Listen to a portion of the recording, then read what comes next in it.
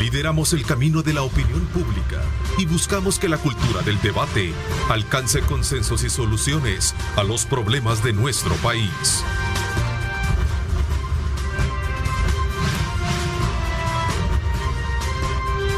Diálogo con Ernesto López. 6 de la mañana con 30 minutos. Bienvenidos. Qué placer enorme, como siempre, estar con ustedes en esta mañana de jueves 3 de marzo de 2022. Agradecemos a Dios Todopoderoso por darnos, como siempre, ese privilegio de poder ingresar hasta la intimidad de sus hogares. Bienvenidos. Vamos de inmediato a hacer los análisis pertinentes sobre temas importantes del país y, sin duda alguna, el tema del encarecimiento que pueda generarse a partir del incremento en el precio de los combustibles. Ha despertado y generado muchas inquietudes en todos los sectores de la vida política, económica y social del país. Así es que vamos a, desde luego, a darle la más cordial bienvenida a dos de nuestros invitados en esta primera parte del programa. Quiero saludar a Juan Maldonado, gracias por acompañarnos. Él es catedrático y columnista también de periódicos digitales. Gracias por acompañarnos, Juan. Gracias, Ernesto. Buenos días. Un gusto poder compartir con toda la audiencia a través de la televisión y a través también de los medios digitales. Así es, ingeniero Jorge Villacorta, también muchísimas gracias por acompañarnos. A la orden, Ernesto, es un gusto estar, señor Maldonado, a la orden. Y me parece que para un ministro es complicado el estar en una situación que no es segura. No estoy diciendo bajo ningún punto de vista que un ministro es permanente, en el sentido estricto de la palabra, no, porque el presidente de la República, como es su equipo de gobierno, puede en cualquier momento retirarlo y poner a otro sin ningún problema, eso sí. No hay ninguna duda. Claro, la ciudadanía se preguntará, bueno, pero ¿cuál es la razón? ¿Qué es lo que el señor hizo mal o dejó de hacer y es sustituido? Hay que valorar que ante el no tener una definición clara, una postura clara del por qué se hace este tipo de movimientos, pues se crean, como bien decía Jorge, las especulaciones. Claro. Y esa ya es una situación que deja al morbo de la opinión pública. Otro elemento que no hay que dejar desapercibido es la conformación de esta nueva comisión presidencial, ¿verdad? O por lo menos que ha establecido el presidente para investigar los casos de corrupción y transparencia dentro de la oficina de auditoría. Es correcto, es correcto. Entonces, queda en ese contexto también ese limbo, en esa parte que pueda haber dentro de este contexto. Como digo, solo son algunos indicios que podrían generarse dado que no hay una claridad de la información. Yo lo que puedo considerar en este caso es que es evidente que los costos de producir alimentos, granos básicos, entre otros, que todavía no todavía, mejor dicho, que hemos mejorado su producción y por consiguiente se reducen las importaciones de eso, de frijoles, de maíz, de arroz, como en el pasado, que todo lo que nos comíamos venía de fuera. Es una pena que ahora, frente a esta situación, no se tomen, y espero que eso sean las medidas para enfrentarlo.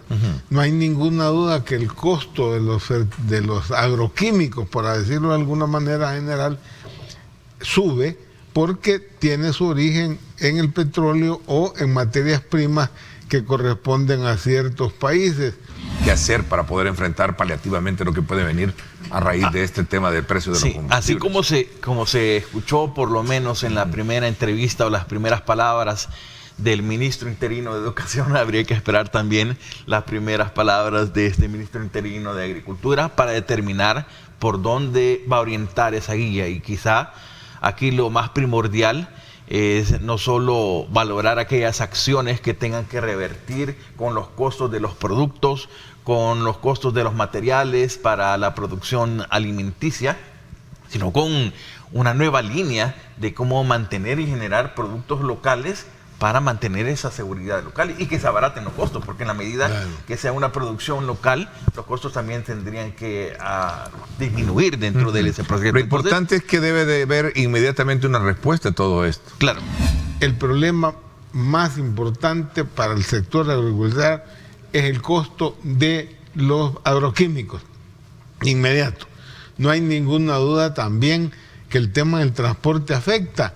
Hay dos razones por las que creería yo que se puede hacer un cambio de un funcionario de manera drástica sin tener alguna valoración personal, como por ejemplo cuando es por salud u otra situación, que el mismo funcionario que nos expresa muchas veces, ¿verdad?, que se retira por cuestiones personales y queda limpia su imagen.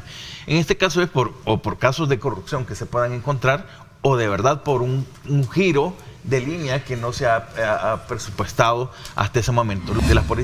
Las políticas de gobierno son muy cortas, digamos, son 5 años, y que en 5 años tengamos 2, 3, 4 ministros de una misma cartera, eso desfavorece, pues, porque no se lleva una línea de acción o por lo menos un cumplimiento de lo que se desea.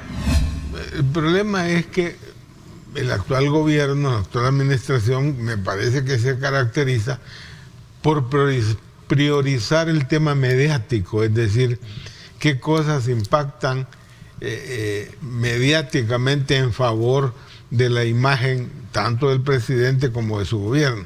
Pero estar hablando de reformas educativas y de cambios que va a haber resultado en 10 años, pues no pareciera eso ser en una visión de impacto, aunque es lo más importante. Sí, en toda la línea. Yo espero que el nuevo ministro, que según decía Ernesto, es alguien que de conocimientos y de negocios, pues vea que el negocio del sector agropecuario sea todo, porque no es solamente la producción, la producción, pero es la comercialización también, el rol que juegan los intermediarios.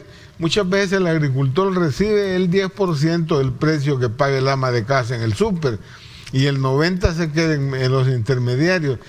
Si sube el costo de la producción, ya ni siquiera el 10% me va a quedar.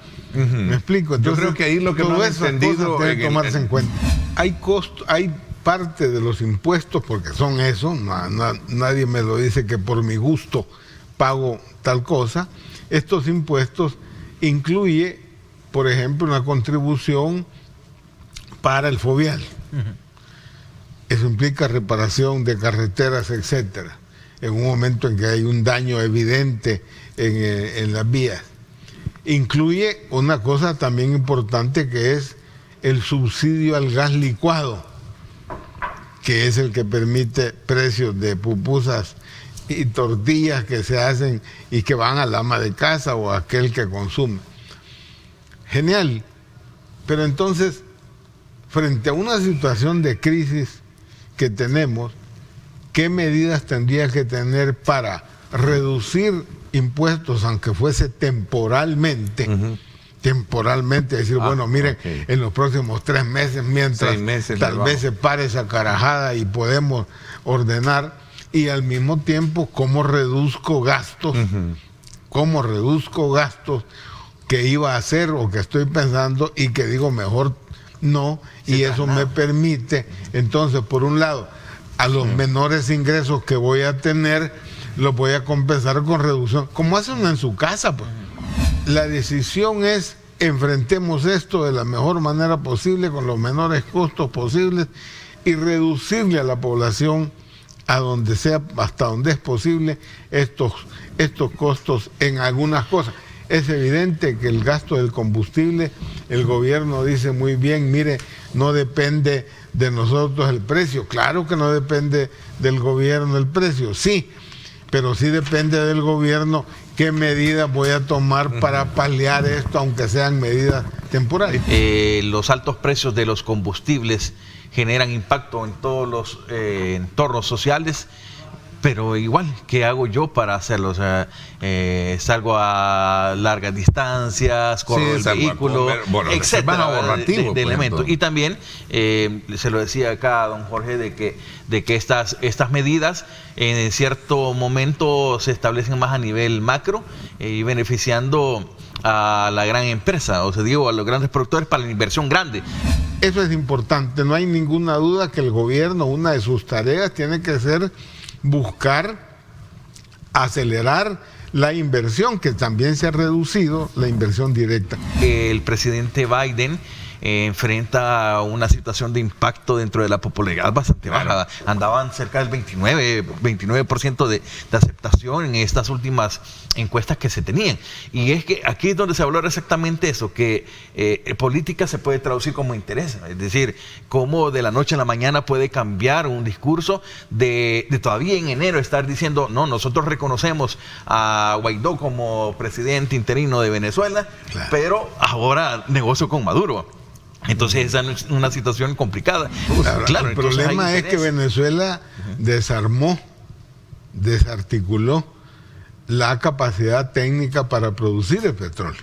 Entonces no es que en Venezuela pues estará en la tierra, pues, pero de eso todo el Orinoco lo tienen. Y eso a convertirlo no es fácil. Es que Venezuela pueda abastecer la misma cantidad de petróleo que Rusia. Claro, y claro, esto es el resultado de la decisión de los Estados Unidos de suspender las importaciones de petróleo ruso.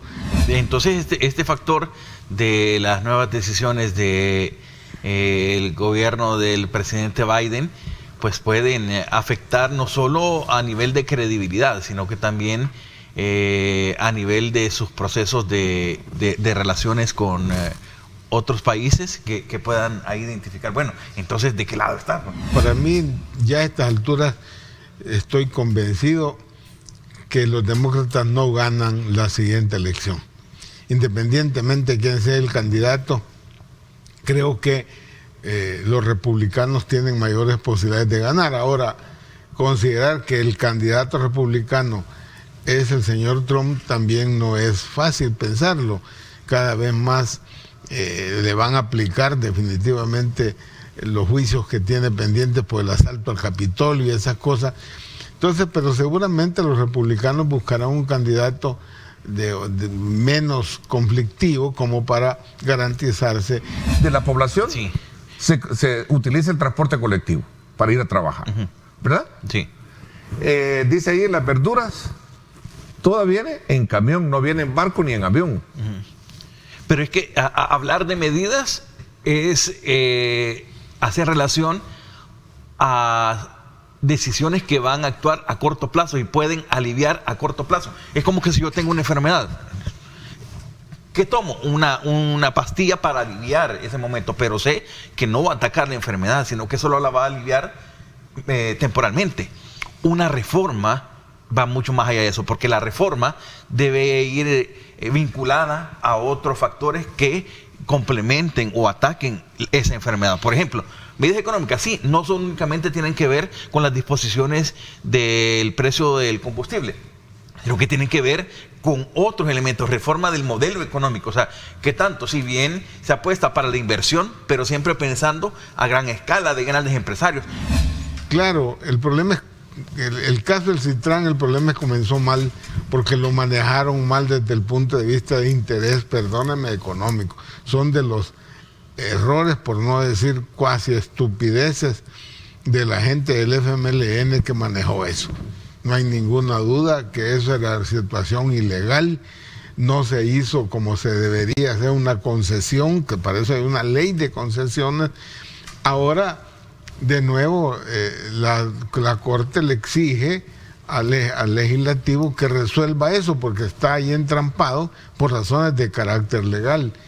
Sí. Por consiguiente, el Ejecutivo es quien debe de acelerar el proceso para que la Asamblea dé la bendición de lo que tiene que hacerse para que funcione el Citran, que cumple un determinado servicio.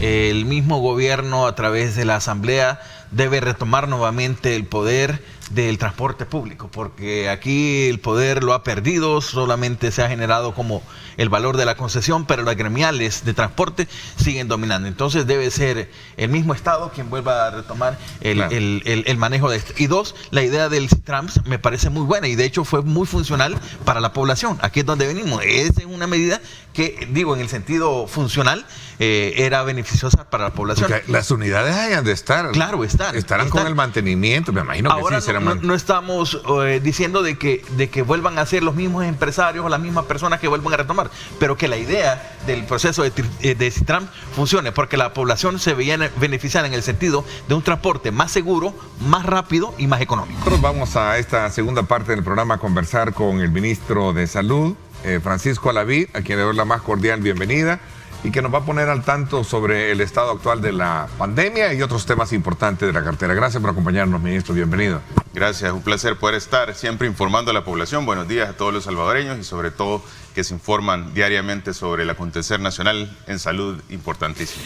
Primero que nada, dentro de la información, siempre hacemos una doble verificación, aparte de la información que se ha brindado a través de los medios de comunicación, también se hace una verificación con el call center del sistema de emergencias médicas a través del Ministerio de Salud, con lo cual verificamos que cada paciente pueda recibir su kit, pero sobre todo cumpla con las indicaciones de quiénes van a recibir ese kit, quiénes son las personas que reciben ese kit. Toda persona arriba de los 18 años, personas que no tienen bajo un desarrollo del embarazo, por supuesto, y todas las personas que estén desarrollando en ese momento el COVID.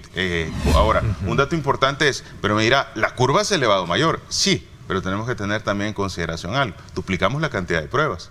Y al duplicar la cantidad de pruebas, nosotros inmediatamente pues vamos a captar más pacientes porque realizamos el doble de la cantidad de pruebas. Entonces es un dato que hay que tener en cuenta. No quiere decir que Omicron no sea una de las variantes que tiene mayor facilidad de transmisión. Claro que sí tiene la mayor facilidad de transmisión y ha estado demostrado a nivel internacional, pero también es una de las variantes que ha demostrado pues no tener tanta agresividad. Y en combinación de una buena estrategia de vacunación, en combinación de tener un hospital para poder atender a aquel paciente que requiere tratamiento, medicamento, insumo y por supuesto incluso la incorporación del antiviral, esto trae buenos resultados en los territorios. Mire, definitivamente existe mucha información a nivel internacional y existen muchos entes que tienen pues análisis e investigaciones específicas en ciertos temas. No podemos comparar las estadísticas de cada país porque cada análisis estadístico se va haciendo en base a los parámetros y en base a la estipulación del manejo que cada pandemia tiene. Cada país designó cómo iba a manejar su pandemia, cada país designó qué parámetros iba a valorar, cómo se diagnosticaba o cómo se prescribía un caso, un nexo, cómo se prescribía el hecho de poder tener, nosotros vamos a tomar antígenos o PCR, o nosotros vamos a hacer ambas, antígeno y PCR. Entonces hay mucha información a nivel internacional que para poder hacer un consolidado y decir que este país está teniendo similitud con este país es bastante complejo. Que la disminución de casos, tal cual se ha venido mencionando en todas las ocasiones a través de los medios de comunicación y de los cuales nosotros hemos estado informando continuamente, tiene una comprobación con lo que está sucediendo en la realidad en el territorio. Entonces, partiendo de eso, nosotros podemos decirle con toda seguridad a la población, bueno, ahí está la información, están las situaciones, ustedes han visto cuando ha incrementado los casos, cuando han disminuido, y hemos visto cómo también la población ha notado esos incrementos y esas disminuciones de casos. Ministro, coronemos ya un poco y ojalá que sí sea, ¿verdad? Que esta sea la última de las, entrevistas que hablemos de COVID porque ya esto desaparezca. Ya no vamos a tener picos. Es una pregunta bastante difícil de poder dar seguridad, pero es muy probablemente en la evidencia nos está diciendo que cada vez las elevaciones que puedan presentarse sean en menor cantidad y en menor intensidad, entonces probablemente no como las que hemos observado anteriormente. Significa de que vamos no va a haber ¿cuánta ola sería esta? ¿Sería un nuevo incremento de casos? Probablemente no, probablemente no sea así. Ahora, hemos observado cómo es tan importante porque hay una cuestión bien particular en el tema de las arbovirosis y específicamente cuando hablamos del dengue, y es que la vida promedio de un zancudo puede durar aproximadamente 28 días, pero su replicación o su fase de crecimiento hasta estar en la parte adulta después de colocarse los huevos es aproximadamente de 7 días. ¿Y qué es lo duro de esto? Que después de 7 días el zancudo puede aplicar o puede estar depositando cerca de 150 huevecillos por día. ¿Cómo lo hacemos? A través de las campañas de fumigación. Y es por eso que desde enero de este año, a principios de enero, iniciamos una de las estrategias a nivel nacional de poder realizar el proceso de fumigación a lo largo del territorio, ¿verdad? Se ha implementado la fumigación convencional, que es lo que ustedes están viendo en pantalla en este momento, pero también hemos aplicado una nueva fumigación que se trata de la fumigación ULB. Esta fumigación ULB nos permite poder ampliar la capacidad de alcance de la distribución de la sustancia para destrucción del vector, y esta es prácticamente imperceptible. Ya no se ve esa gran cantidad de humo que se realizaba anteriormente con las sustancias que se utilizaban, y esto nos permite abarcar más. Ministro, ley Nacer con Cariño. Cuéntenos un poquito esto, sobre todo el involucramiento de profesionales de la salud que estarán que formarán en la ley Nacer con Cariño. Una pequeña introducción para esto. Es importantísimo, definitivamente esto va a ser trascendental en el tiempo, porque le va a dar alegría a la población, porque viene a reemplazar un montón de deficiencias que por años se acumularon. La ley Nacer con Cariño forma parte de una política que se llama la política Crecer Juntos. Esta política, que es impulsada por la primera dama, está básicamente enfocada al desarrollo infantil temprano, o sea, el desarrollo en los primeros años de vida, no solo del niño, sino que también pues del entorno familiar. Y como parte importante del desarrollo entre el previo al nacimiento y los 7 años, nosotros comprendemos el propio nacimiento. Entonces, ahí surge la ley Nacer con Cariño. No todas las madres tienen por qué. Es un factor de motivación. Totalmente. No todas las madres tienen que tener catéter. Pueden ingerir líquidos. Si mire, cuando usted va a hacer ejercicio, usted se hidrata bien. La cosa más práctica, pues, y es la palabra correcta, cuando paren en el campo, pues ahí no hay... Es correcto, pero el ejemplo más importante es que si usted se da cuenta, cuando usted va a hacer ejercicio, necesita hidratarse previo a hacer ejercicio. Porque una madre que va a entrar en un trabajo de parto, que es una situación bastante importante de actividad, ¿por qué no puede hidratarse? Entonces, todos estos son puntos que están cambiando. Otro de los ejemplos, no es lo mismo que usted tenga a una madre acostada a que usted tenga una madre que esté deambulando. ¿Por qué? Porque el caminar facilita que el bebé encaje en el hueco pélvico, que el niño baje. Esto presiona el cérvix y genera una mayor facilidad de la dilatación del cérvix. En conclusión, el bebé puede salir con mayor facilidad. Entonces, todo esto nos generaba, a la implementación de técnicas anteriores, nos generaba retrasos en el proceso de parto, y las madres terminaban exhaustas. Y esto de los profesionales de la salud que formarán, ¿cómo es decir? Esto es importante. Ha habido todo un proceso de formación. No es que va a ser por ser médico, vaya a hacerlo, sino que va a llevar una especialización para poder aplicar bien todos estos nuevos modelos, digamos, de atención. Totalmente, y esto es importante porque esto es un proceso progresivo que va a irse implementando en el tiempo, ¿verdad? No todo se puede cambiar en un día. Definitivamente esto va a ser progresivo, pero hay que hacer énfasis en algo importante, y es que los profesionales ya llevan un proceso de aprendizaje, se han capacitado, está también en línea una plataforma digital para que todos los profesionales en el área, tanto público como privado, porque esto es de cumplimiento obligatorio en el territorio, puedan llevar esos módulos. Son 5 módulos en línea que pueden realizar en cualquier hora del tiempo, y sobre todo que les van a dar esa expansión de los conocimientos que se tienen. El tiempo se me fue. Yo quiero agradecerle, ministro, que nos haya acompañado y nos haya actualizado con importante información como la que hemos tenido esta mañana. Gracias por su visita. Un placer, y siempre decirle a la población: cuídese, practiquemos estilos de vida saludable, y sobre todo en este momento en el cual El Salvador va saliendo adelante de la pandemia de COVID-19, hagamos todo lo humanamente posible por seguir obteniendo esos resultados. Así es, en efecto, esa es una buena información. No se prevé que tengamos, pero no hay que bajar la guardia, ¿verdad? Porque al final, si bien es cierto, hoy fue menos el impacto letal que tuvimos, pero sí el contagio fue mayor, porque ¿quién no andaba con esos síntomas, ¿verdad? Así es que no bajemos la guardia. Gracias nuevamente por mi parte. Esto es todo por hoy. Pásenla bien, y como siempre recuerden lo más importante: amar a Dios sobre todas las cosas. Lideramos el camino de la opinión pública y buscamos que la cultura del debate alcance consensos y soluciones a los problemas de nuestro país.